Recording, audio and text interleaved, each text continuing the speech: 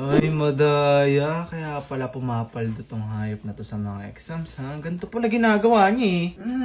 Kaya pala. O, sige, tuturo ko to sa inyo guys. May na-discover kasi ako. Sa kanya ko lang din na-discover itong classmate ko na to. Kasi may classmate ako na ang taas ng score niya sa exam palagi. Minsan, highest siya sa exam namin. Tapos, nagtataka ako, pag nasa room kami, pinagmamasdan ko siya pag may mga schoolworks or activities.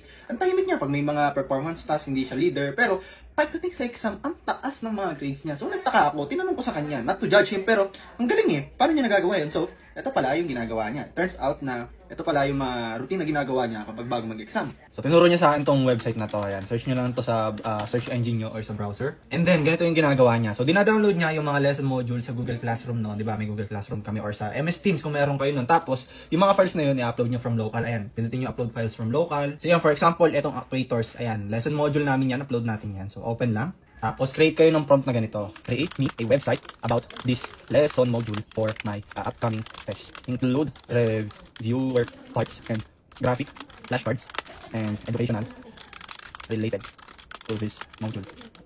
Ayan, pwede namang hindi ganito ka-exact mong gaya. Basta ang pinaka-concept, gawa kayo ng website, yan, yung prompt niya is gawa kayo ng website na may graphic flashcards, na may videos, ganyan. Depende sa inyo kung ano atake. Basta yun. Tapos, andyan lalabas na dyan yung mga tawag dito, details. Ayun website na yun, And dito kung makikita nyo may videos from YouTube. Ang galing, di ba? Ginawa na ako niya ng website reviewer in just few minutes. Ayun meron pa dito tayo. May types ng mga actuators, hydraulic, yan, pneumatics, yan. Tapos reviewer quiz. Ayun, may reviewer quiz pa nga. O, di ba ang galing? Mare-refresh talaga yung utak mo. Tapos mag-e-enjoy ka pa habang nag-aaral ka. Kasi pwede mo yung sagutan yan. Hindi natin alam, Hindi ko na alam yung mga tamang sagot. Example lang to. Pero pag sinabit mo yung quiz, makikita mo yung score. Ayun, 1 out of 5 lang ako. Ang bobo, di ba?